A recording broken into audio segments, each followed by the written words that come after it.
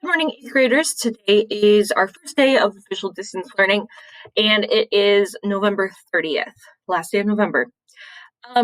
Okay, so your first thing today is to watch the video you're watching now. Your second thing is to observe cue focused photo.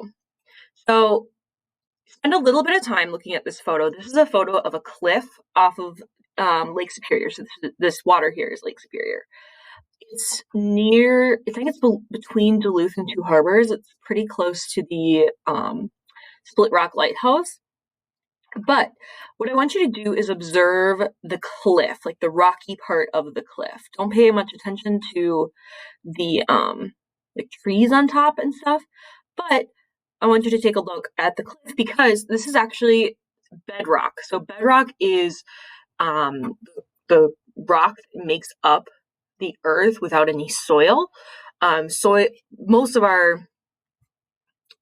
our land in Minnesota is soil covered over bedrock.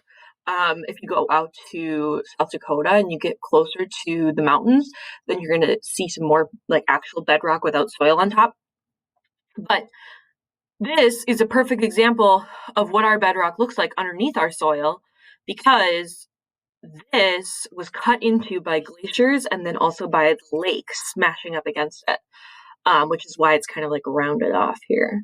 So I want you to observe this photo and then go into the Google form. So it's going to ask you to come up with 5 to 8 questions. I know you're used to 4 to 8 questions or 4 to 7 questions. But I want to challenge you a little bit more because you guys are getting much better at this. And the more questions you come up with, the better chance is that you will have a really good question.